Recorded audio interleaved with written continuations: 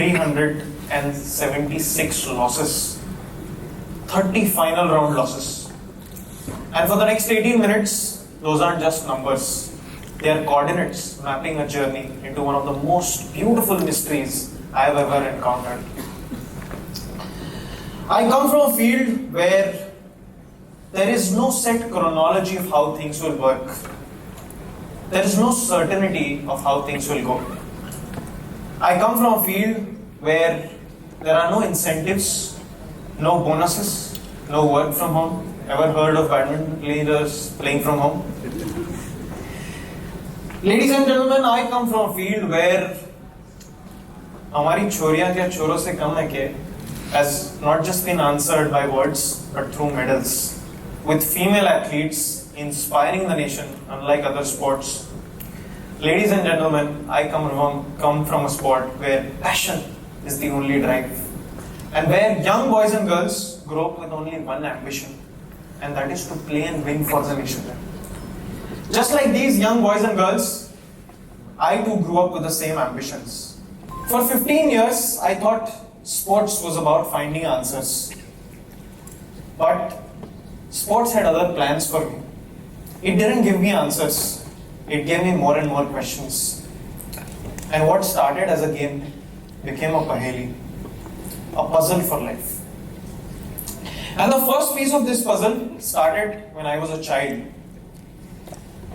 Growing up was very challenging, not just for me, but for my parents and my teachers as well. My teachers and my parents very soon realized that teaching and parenting are not easy tasks. With the kind of a chap that I was, my teachers felt that I needed something different.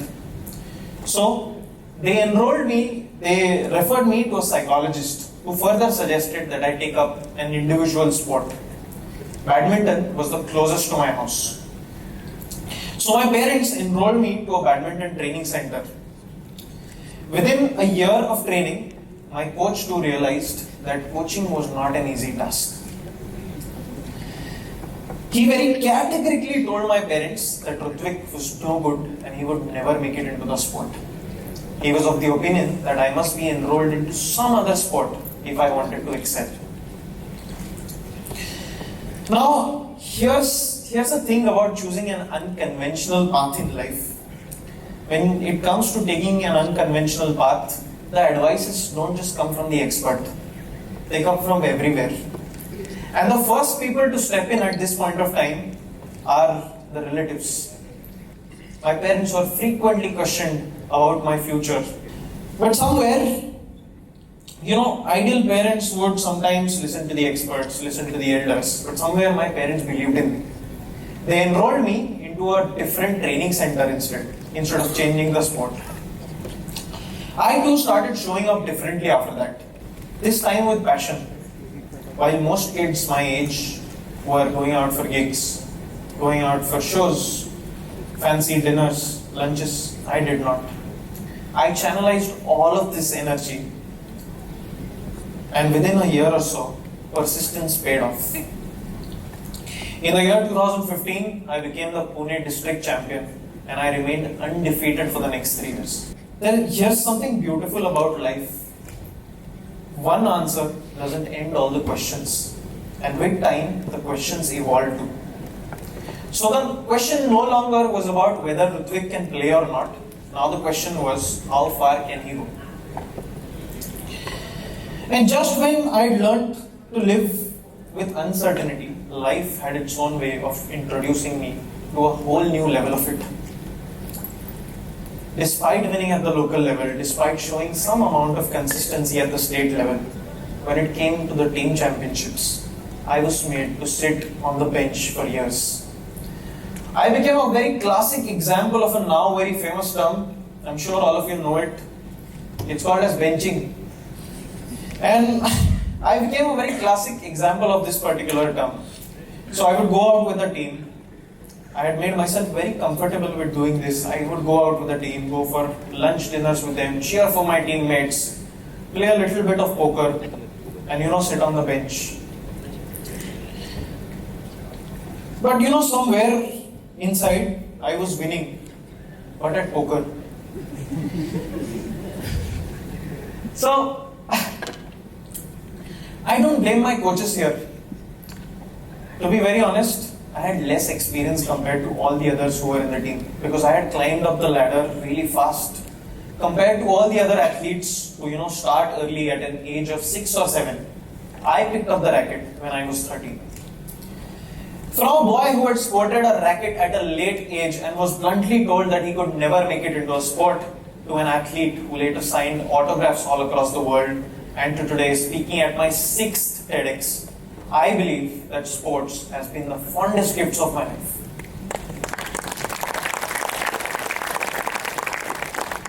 It has also been a great teacher. One of my most memorable days occurred at the age of 18 when I was playing in the All India tournaments. In All India tournaments, you have to qualify to make it into the top 32 in the country. 16 out of 32 are pre-qualified and 16 go through a grueling knockout stage which goes on for about 4 to 5 days with 1,000 other participants. Now the reason why it becomes so challenging is because as an average athlete, you train for 8 hours for 4 to 5 days a week. Whereas in an actual tournament, you have to do everything that you do in those 8 hours in just a span of 20 minutes. The games are super fast, the schedules are super late, and at times an athlete plays his match at even 3 am and 4 am in the morning.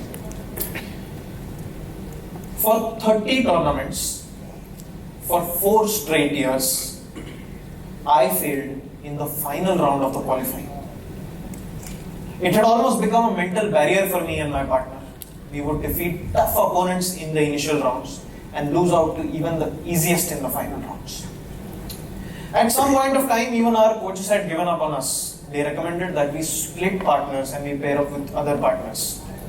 So me and my partner, we mutually decided that the next tournament will be our last tournament. The next tournament was supposed to happen in Sikkim. So it was a beautiful spot for sightseeing, also for eating some momos. So that's why we decided, let this be the last one because, losing with a beautiful view makes sense. So, again, I would like to reiterate that, ladies and gentlemen, for 30 tournaments, for 4 straight years, we would call our parents back home and we would tell them that we final round harlo, which in English means that we lost the final round. On a cold morning in Sikkim, we were supposed to play our final round against the second seeds of the tournament. In the opening game, my partner smiled and he said, "Bro, I'm not able to control the shuttle at all." We lost the opening game without any resistance. In the second game, we were 18-13 down. Now for everybody who plays badminton would know that 18-13 is almost done and dusted. But somehow, a very long rally took place at 18-13 that changed everything for us. We defended for the next 8 points. And we won the second game with a score of 21-19. Now in the third and deciding game, we had showed our talent to the zenith. And this time, we were 19-13 down. Comebacks are relatively imaginable in a singles kind of a scenario. However, in a doubles game, they become nearly impossible as the probability of making errors increases with speed. Again, somehow, we managed to defend everything that came at us. And we managed to defend with a score of 26-24 in the deciding game. The whole stadium couldn't believe what they had just seen. I saw almost everybody in the stadium touching their heads in surprise. I cannot forget that day. Me and my partner, we were in tears on court. The feeling was beyond words, something unparalleled. There will be better games ahead, there will be better comebacks ahead, but this one match shall always hold a special place in my heart. We called back home after this game. And we had to tell our surprised parents and coaches that we won the final round this time. After that game, we qualified in every game we played. The losses had made us stronger and helped us build a very strong mindset. In this moment, I realized something. That All this time, at 19-13 down, we had stopped figuring how to win. We had started living through it, point by point, rally by rally, and breath by breath. And that's when I learned one of the most beautiful lessons of my life, which is some questions can't be answered by fighting them out or by thinking, but sometimes they have to be answered just by showing up again and again until the answer itself shows up. After winning in Sikkim, the doors that had been closed for years had started opening. I played my first ever international tournament in Dubai, and then on one opportunity after the other, it felt like as if the universe had started compensating for all the lost time. But the biggest news came in the most unexpected ways. One fine day, out of nowhere, I got an email. With an email came a ticket to Düsseldorf, Germany. A ticket to play one of the highest leagues in the world. I became one of the youngest Indians to be invited to play in Germany in the national league over there. Trust me, this time I wasn't just playing in the league, I was playing for the team. Leave aside playing, I was appointed as the captain of a team at barely the age of 20 with players coming from all across the world. Imagine a boy who was made to sit on the bench for years, who is now appointed as a captain of a team with players coming from all across the globe. Unfortunately, that year, due to COVID, the league got terminated. In the year 2022 and 2023, the league resumed. And this year, we topped the leaders board and we went on to play in the next league. And for me personally, I did not lose a single set in that season. Now, Germany turned out to be very successful for me. A small city and a small club took a leap of faith in a 20-year-old. And would you believe it today, currently, the club ranks amongst one of the best in Germany. After returning back from Germany, life had other plans for me. In the year 2022, I made it to my highest world ranking of 140 in the world, which earned me a place to play at the World Tour Super Series Tour 500, which is the highest international tournament played in India. Ladies and gentlemen, you may clap.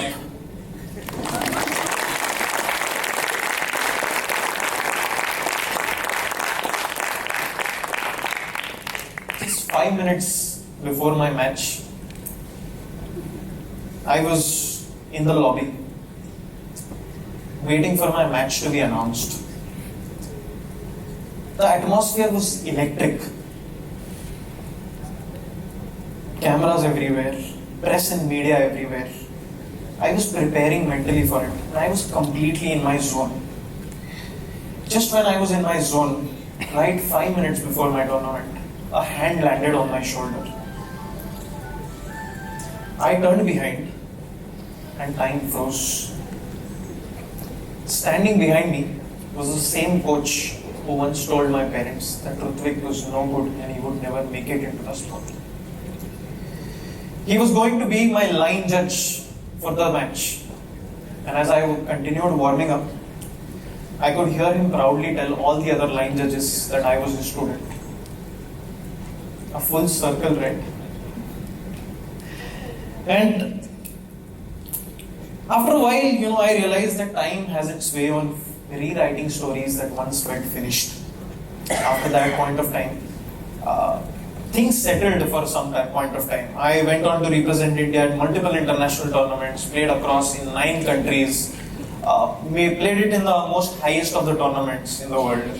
And after that, a silent voice inside me started asking me if this is all that you want to be. And the answer clearly was no.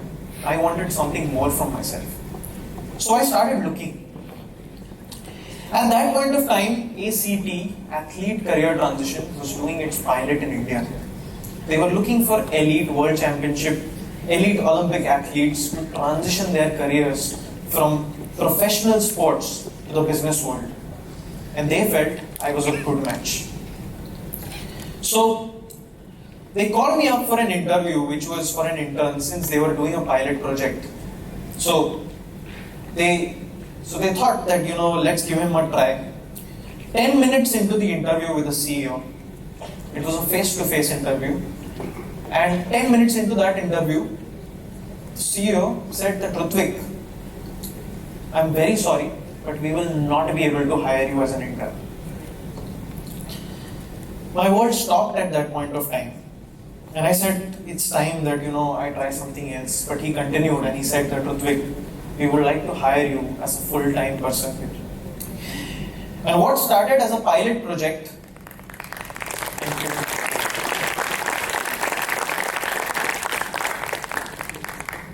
what started as a pilot project 2 years back, currently I am the Asia Pacific Ambassador for Athlete Career Transitioning Community, and I am also the Asia Pacific Ambassador for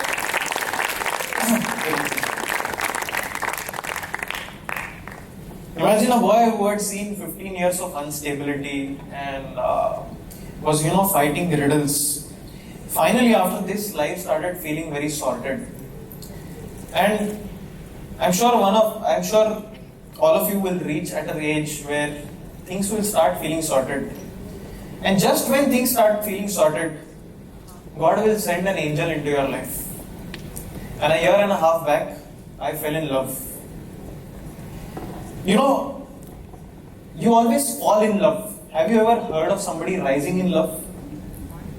So just like that, I fell in love, and in a typical Indian manner, our parents met.